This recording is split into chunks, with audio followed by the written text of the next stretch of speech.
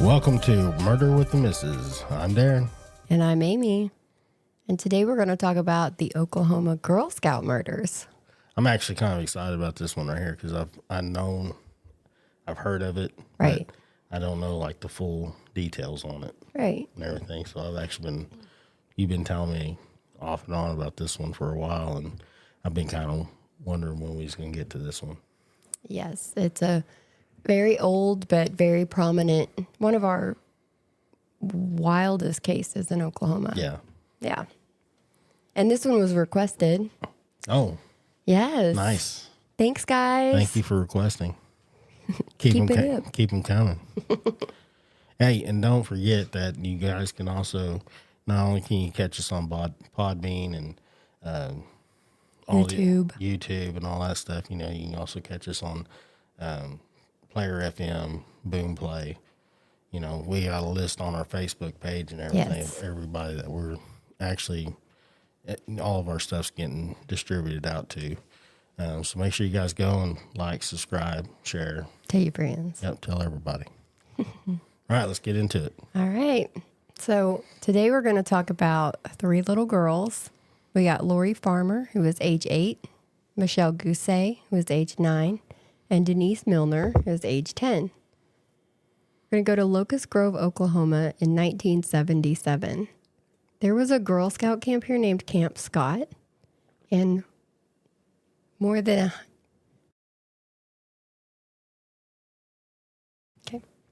100 Girl Scouts arrived at Camp Scott on Sunday, June 12th, for a week-long camping stay. Now, some reports are that this was a 2-week-long camp stay. I believe Denise's letter to home said it was a 2-week stay, but a lot of things are reporting it was a 1-week-long camp. Either way, the girls arrived, and the camp had actually been in operation since 1928, so this was their 49th year of campers coming out. This camp spans 410 acres, so the campers could spend their days hiking, swimming, doing all kinds of outdoor activities, and at night they slept in tents. But these weren't little pup tents that were staked to the ground. They were actually sturdy tents set up off the ground on wooden platforms, and each one had 4 cots inside. This was pretty nice setup for being out in the middle of the woods. And this year was going to be no different, and the campers were very excited to go, except for Denise. Yeah, Denise didn't want to be away from her mom. It's hard for a parent to want their kids, they want to keep their kids close and everything, but at the same time they want to, teach them independence. And, absolutely. And everything. Our son, he went to camp. Electric camp. Yeah, he went to electric camp. I think Lake Region or something. They put on a camp for him. Yes. And he had a hard time for the first couple of days, but then by the end of that trip, he had such a blast and everything. He did learn a lot. He did a lot. Yeah, he learned a lot, and I mean, they had videos of him, their little dance and stuff. And oh yeah, that camp actually sent us like a little USB drive, a little thumb drive that had a bunch of pictures on it, like all the pictures they took at camp. So it was pretty cool. And these days, kids have their cell phones, so we could talk to him regularly and in between activities and things. But back then, they didn't have that. They didn't have that. So when you left for camp, you were isolated. Yeah. It was kind of different. And one of the camp counselors actually noticed that Denise was having a hard time leaving her mom because they all got on the bus at the Girl Scout headquarters in Tulsa, and then they were bused out to Locust Grove. So when she saw that Denise wasn't wanting to leave her mom, she actually went over, introduced herself. She sat next to Denise on the bus on the way to camp because Denise was the only African-American girl there, as well as this was her first time camping. So the counselors really tried to make her feel at home and stay with her until she felt more comfortable and safe. Now, once at camp, she was taken to Kiowa tent number 8, which is where she met her bunkmates, Lori and Michele. And even though they were strangers, the three hit it off and were best friends before you even know it. Yeah, and that's how it goes most of the time, because I can remember going to camp, when I was a kid, and like that first day of basically it's introduction. Yes. When you get there and everything, you meet everybody, and basically you find your crew. You find your homies. Yeah, you find your people that you're going to be with for that whole time. Right. And and you guys do all the events together and you plan out everything. And you make the most of it. Right. I've never been to camp, so I'll have to take your word for it. I just remember that when I was in the Cub Scouts and stuff. Same thing. Yeah. When I was a kid. So very similar. Now, to make this one a little different, there was a thunderstorm rolling in that night right after dinner, so it put an early end to day one, and all the girls had to go to their tents, and lights out was around 8:30. Another camper wrote in her diary that night that it was so dark out in the woods that she couldn't tell if her eyes were opened or closed. That's pretty dark. That's really dark. Yes, which I can see because they're way out in the woods. Mm-hmm. The girls in Tent 8 actually wrote letters to home, like I mentioned before they went to bed, telling their families about their new friends and what all they did that day. But Denise's letter was not so positive. Her letter said that she wanted to come home and she didn't want to stay for the 2 weeks. Counselors were reported having to quiet the campers because they were giggling and up pretty late, which is what you'd expect with all the new best friends running around there. But then it got a little weird. One counselor reported hearing an animal sound at around 1 to 1:30 a.m. She said she went out to investigate, and as she got closer to the noise, like she would have her flashlight in front of her, obviously to see where she's going.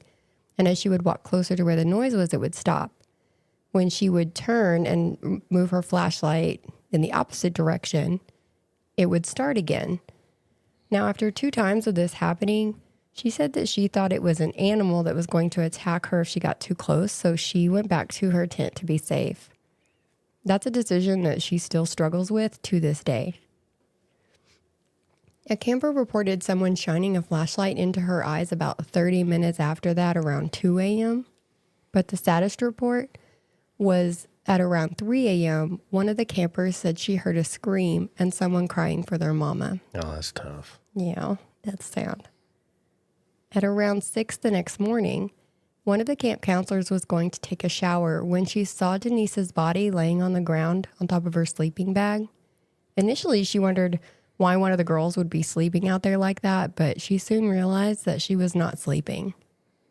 And the counselor only registered Denise's body at first because that's all she saw, her body and some sleeping bags. She ran for help and came back with the camp director and a nurse, and they unzipped the other sleeping bags, finding the bodies of Lori and Michele. The autopsies would show that Lori and Michele died from blunt force trauma to the head, while Denise had been beaten as well as strangled with some type of a ligature, and all 3 had been sexually assaulted. It was later determined that the attack had taken place inside their tent, and the bodies were moved after to where they were found at the base of a tree on the trail by the showers, which is around 150 yards from their tent. And the other campers were kept away from the scene until they could be picked up. And to be a parent, waiting for your child, not knowing what was going on, and your child doesn't ever, come over for you to take them home, that's pretty heartbreaking. Yeah, that's sad to be standing there and all the other kids come to their parents, and then there you are. So then you instantly know. Yeah, so you know it's my kid. Yeah, something terrible happened. But the investigation began very quickly.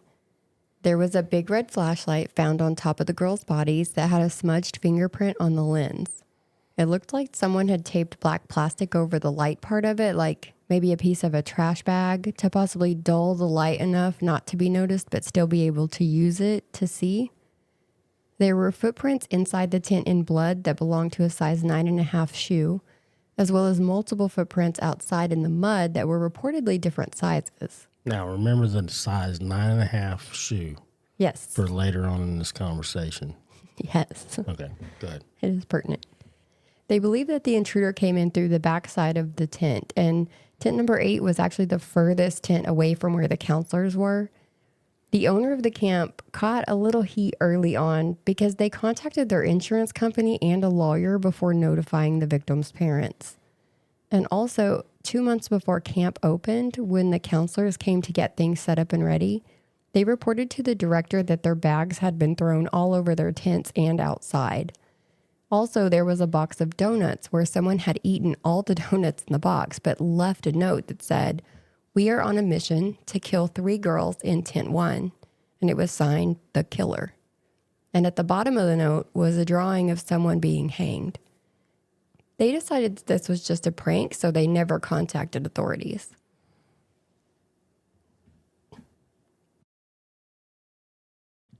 And they went ahead and, you know, had all the campers come, and even if it was a prank, you know, that's not really something that you want to leave up to chance. Right. And even at that, I mean, you don't want to leave, if you do have camp, you know, put like a counselor per tent. But yeah. Or scoot the tents in closer. Take extra precautions. Yes. I mean, just, you know, yeah, just take extra precautions on this stuff. On the off chance. You never know. I mean, yeah, just, you had the threat. Exactly. Whether it's a joke or not, take it serious. Exactly. And that's how a lot of people felt when this came out, because they were like, why not just shut the camp down? But hindsight is 2020. And at the time, I guess they just didn't really see it as that big of a deal. But the police, having this information, realized that this was something that was probably planned, because if that was 2 months before and then this happened night 1, somebody planned this out. They knew what tent to hit. They knew, you know, and the thunderstorm was probably the best cover. And remember the 9.5 shoe. Yes. And then remember the note that says, "We are on a mission." We, yes. Move forward. So the police actually were able to eliminate all the men who were on the campgrounds and men that lived in the area. And they began to zero in on one man, Gene Leroy Hart. He was a convicted rapist, kidnapper, burglar, and had escaped jail twice. He had actually currently been on the run after his second escape when these murders happened. Hart was a Cherokee native who was a known outdoorsman that was known for being able to survive off the land. He also had many ties in the native community where he could stay with people when he was out on the run. Tracking dogs found a crowbar on June 16th that police believed to be the murder weapon, and they found a cave a few miles away that appeared like someone had been staying in it. Inside, they found some glasses that they believed were taken from the camp, tape matching tape that they had found at the crime scene, a flashlight battery, and pictures. These pictures had a total of 3 women in them, and they were able to tie them back to Hart because while he was out on work release when he was in prison, he actually worked as a photo assistant for a wedding photographer, and these were pictures that wedding photographer had taken. This cave was a few hundred feet from a cellar and the foundation that had been Hart's childhood home. So that puts him knowing the area well and it being somewhere he's familiar with and probably feels safe. And there was another cave nearby that had writing on the wall saying, "The killer was here. Bye-bye, fools. 77-6-17. And I think that there was like the date. Right. Like, what was it, 5 days? 5 days after they arrived at camp. So that happened on the 12th. Yes. Well, no. Early morning of the 13th, maybe. It's hard to say. So whenever this happened, and they went into hiding in this cave, and then they put that. Signed it. Like, why would you sign the wall? Yeah, that's what I'm thinking. And date it. And date it, yeah. So basically, it was just telling them we've been here this whole time. Right. Just hanging out. And that's another thing, because they started their investigation immediately. So that would mean that if he did sign this wall 5 days later, he was still there. While they're investigating, he's right there. Yeah. Ugh. Well, they did go a little wild with their theories. I can say that now, because they said he was using, and I quote, Native American magic, because there were 4 spots where fires had been in one of the caves, which they saw as ritualistic. The canine dogs would lose their scents when they were following really quickly at the campsite. So like immediately after catching the scent, they would take a couple of steps and lose it. So they were saying that Hart could actually shapeshift and turn into a bird. Then 2 of the canine dogs that were helping track actually suddenly died. So the police were blaming that on the magic as well. It sounds like sounds like a lot of racism to me. Yeah, they can call it magic all they want, but they're being racist. I mean, honestly, to me, they should have been pulled off and everything during this investigation. The cop should have been. Yeah, because, I mean, that's just... Oh, well, it gets worse because they actually described him as, and I quote, a person who doesn't belong to what we accept as the normal human race. Yeah. Wow. Wow. That's it. Yeah. Yeah. So, I mean, just because they think he's a shapeshifter. I mean, I don't even think there's ever been a report of a shapeshifter ever. Not here. Not here in Oklahoma. I mean, Arizona, they had what was it called? The night walkers. Night walkers or whatever. Yeah. But that's all myths. Supposedly. I mean, that's all myths, I mean, but I think it's like New Mexico and Arizona and stuff like that. That's where always had the myths of the shapeshifters and stuff. That's true. But, we are talking about the 70s. And so things were a little more out there back then. Mm-hmm. And that's probably why you could say that he was more protected by the Native community, because they were saying that this really was looking like a setup, that they obviously didn't know much about Native American culture, and they were basically setting him up to take the fall for something he didn't do and blame it on his Native American heritage. Yeah. But Hart was charged with the murders at Camp Scott. And on July 30th, he spoke through the American Indian movement to the police, and he denied any part in the murders. And he said he would keep running because if he surrendered, he would, quote, have the hell shot out of him. His Native community believed that he was being railroaded, so they were going to continue assisting him. And on April 6th of 1978, a tip came in that Hart was staying with a Cherokee medicine man, and he was finally arrested. The sperm evidence presented in the case showed that only 0.0020% of the population met the unique requirements, and Hart was one of them. The fingerprint that was on the flashlight lens, unfortunately, was too smudged to get a valid identification. And Hart wore, here you go, here's your size 9.5 shoe they found in the blood print. Hart actually wore an 11.5 shoe, not a 9.5. Yes. Yes. Now, I'm not saying you can't put your 11.5 foot into a 9.5, but why would you? No. But if you're living off the land, you kind of take what you can get. So. Yeah, but I mean, when he was arrested, they probably would have found him with some 9.5 shoes. Oh my goodness, probably. I mean, honestly. True. If he's that bad off, he's not going to just get rid of some shoes if that's his only pair of shoes. That's true. That's true. There were hairs from the crime scene that could have belonged to a Native American. That's all they could pinpoint back then with DNA evidence.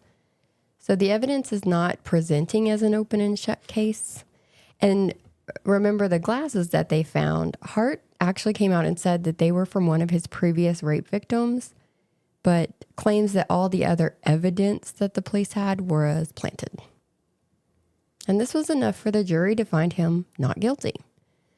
Remember, he was on the run and was caught while he was an escapee, so he did get sent back to prison anyways to finish out his 300 years remaining on his sentence for his prior charges. And it's reported that about a month after returning to prison, Hart finished a workout like he would normally do working out, and then he died of a heart attack. So a month later. Yeah. Quick. So now that he's gone, there goes any new DNA that they could do more testing now that technology is better. Right. They're left with just what they have from the 70s, which, as we know, a lot of DNA degrades over time and you only have so much of a sample, so you're going to run out as you go. And they probably didn't get enough to begin with. Probably not, because they didn't really think about how far technology could advance. Yeah. And they have tested the DNA that they have many, many times, and it's not getting any fresher or any better. Semen from the pillowcase was tested in 1989, and they were able to reconfirm Hart as a suspect based on that. But it wasn't definitive enough to narrow down the pool of suspects at the time. What they have to match up to Hart also applies to 1 in about 7,700 Native Americans, but it was a 3 out of 5 match to Hart's DNA. In 2022, more testing of the DNA evidence strongly suggested that Hart was involved, and they were able to rule out every other suspect except for him. So they're pretty convinced still to this day that he was guilty. So they did have other suspects. It seems like they went straight to him for the most part, but they didn't. I mean, basically, it looks like they was gunning for him. Right. They said that they ruled out every other male in the area, but they didn't say how or anything like that. And now the last testing was in 2022, so that's pretty up to date to where we are now. Yeah. And they're saying that even that ruled out every other suspect. Yeah, but remember the note. It says, "We are on a mission." Very true. Very true. Now, they did follow up on other tips. The sheriff, actually, at the time, had received a confession from a man in prison named Buddy Bristol, saying that he had gone with several others to the campsite that night, and one of the other men that he was with actually murdered the girls. Some of the men he named are still living in the community today, supposedly. So they could test them too. In 2011, ex-con John Russell made a movie saying that convicted murderer Carl Lee Myers confessed to the killings at Camp Scott, but that police ignored Russell when he tried to tell them. Myers was convicted of murder, burglary, and assault with intent to commit rape. And then there was a waitress who testified in Hart's trial that a man named William Stevens was in the diner she worked at that morning, and that he was acting very nervous. Stevens was also a convicted rapist, and he reportedly was being seen on the campgrounds just days before the murders. A friend of Stevens also said that not only did he loan Stevens the flashlight that they found at the crime scene, but that Stevens had confessed to him to being the one who murdered the girls back in October of 1977. So they definitely had a bunch of different stories coming in. Definitely. I mean, they were not even stories. They had a lot of confessions coming in. Yes. You know what I mean? But as we've seen in some cases before, a lot of people will false confess. Yeah, but I mean, you're talking about confessing like after Hart already died. Right. True. What's the point? They could have just let it go with him. Yeah, but some people want the notoriety from it. Yeah. They want to be known as the person who did it. And that's why people false confess. They want the attention. They want better meals in prison. They want to be moved to better facilities because it changes your status if you have more. Like I said, the note said, "We are on a mission." Yes. And yes. Now, in Oklahoma, back in 2020, we had the McGirt ruling, and it ruled that criminal cases involving tribal members on tribal land should be tried in tribal court and not in state court. So in the summer of 2023, Cherokee Nation law enforcement opened their own investigation into the case. So hopefully they can put a fresh perspective on it from the other side, if that makes sense. Yeah. Because if the community, the Native American community, still believe that he was being railroaded, they're going to look at it from a whole different angle. Well, yeah, and the now tribal, they've got so much more technology. Yeah, now they do. I think even compared to what regular law enforcement and stuff like that, the state, you know what I mean? They're really pushing forward with this. I mean, no, not only with this, but with everything. Taking on cases like this. Right. Now, the Farmer and Milner families actually tried to sue the Magic Empire Scout Council in 1985, but unfortunately they lost. And Camp Scott never reopened after the murders, and it's reportedly used as hunting land today. So there was never another camp. Why after would this. there be? Right. No, who would send their kid? I mean, they would never have another camper there ever again. No. So, yeah, I mean, the only smart move would be to close it. To close it, yeah. And they I'm did. surprised they're even doing hunting there. Well, it's all cleared off now, and since it's so many acres of just trees and forest and woodlands. Yeah. It seems like the perfect spot. Yeah. But anyway, so like I was saying, we are on a mission. I think that these other guys that confessed actually had something to do with it myself. But which one? There was 3. Well, I mean, that's the whole thing. Like when I've said it before is just, you're not going to go and snag up one little girl without the other little girls just screaming their heads off. Maybe. And everything. And there was a report. One of the campers said that she heard one of the girls scream, "Mama." Right. True. And outside. Outside. It's outside. Mm-hmm. Yeah. So my thing is, I don't think Hart did it by himself, because if there was still a 9.5 shoe, did they see what size shoes these other guys wore? Don't know. They just said that they were able to eliminate every other suspect. Well, I don't think they did enough, because. But they don't say if these 3 were even suspects. Well, that's what I'm saying. I mean, if you got 3 guys, that are coming out. One dude makes a movie. He did, yes. And basically saying, I did it. Well, he's saying that another convicted. Okay, Carl Lee Myers. Right. Okay, so he did the movie saying that this guy did it. Right. And that this guy confessed to it. Yes. And everything else, look into it. That's feeling pretty set in your story. Because, I mean, after that right there, I mean, every one of these guys right here are convicted felons. True. They're all in prison. They've all been in prison. Yes. That means there's records on everything from their feet to their hands. Very true. They do make note of everything. Everything. Yes.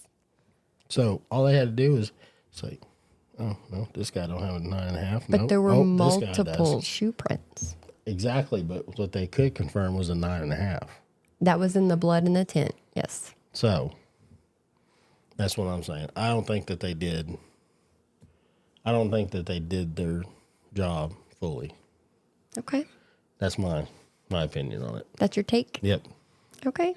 So you're not saying that Hart is innocent. You're just saying that he was not alone. No, because, his semen actually matched up the closest. It did.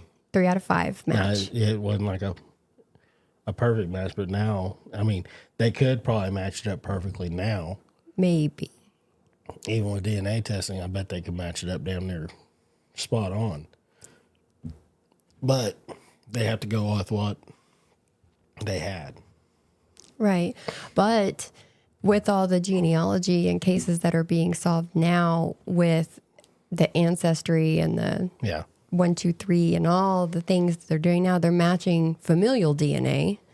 So they could just, if they could get the family members of Hart to agree, they could probably even get a pretty close match. Oh, it's just it's a matter of time where somebody's going to do something. Somebody's going to be like, oh, where all do I come from?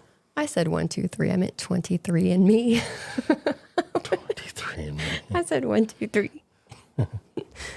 But another interesting thing to this case is that Kristen Chenoweth, who is a very talented actress, yes, Broadway star, singer, she actually was supposed to go to camp on this day. Yes, that's right. I remember you saying that. Yes, and I can't help but think in my brain, all these tents had 4 cots. Mm-hmm. All the tents had 4 campers in them, except tent 8, which only had 3. So had she gone, there was a probability that she would have been in that tent. Oh, no, a high probability that she would have been in that tent. Yeah. I mean, you know, her parents are very, very fortunate. Yes. That, you know, she didn't go. It was a very fortunate twist of fate. Yeah. And I mean, it's just, and she's a great actress. She's, you know, she's just awesome. She's all funny. the way around. Yes. And she actually did the documentary. She was involved. Yeah. And everything. So she's been involved in this for a while because she's. Well, that weighs on her. Yeah. And so, I mean, you know, that's one thing. But yeah, I remember you telling me about that. Our little tidbit. Yeah, a little tidbit in there. So that's it. That's the Girl Scout murders. That's where we're at now. We might have some new stuff. Hopefully, we'd have some new stuff come through in the next year or so. Yeah, because they're doing new testing now, so hopefully. And like I said, they'll look at it from a whole different angle, so there's no telling what they might dig up. Plus, it's so many years later, you got to think of deathbed confessions and things like that come into play because some of these people are now older and they may want to clear their conscience before they go. True. Or with the genealogy testing and stuff like that, it might just come out that way. You never know. There's so many things that could go in this case. You're absolutely right. But we're watching it. It's one of the most high-profile cases in Oklahoma, so... And it has been for years. It will be until it's solved, yeah. Yeah. That's it. Well, we appreciate y'all listening. Make sure you guys come in for the next one. Tell your friends. Bye. Bye.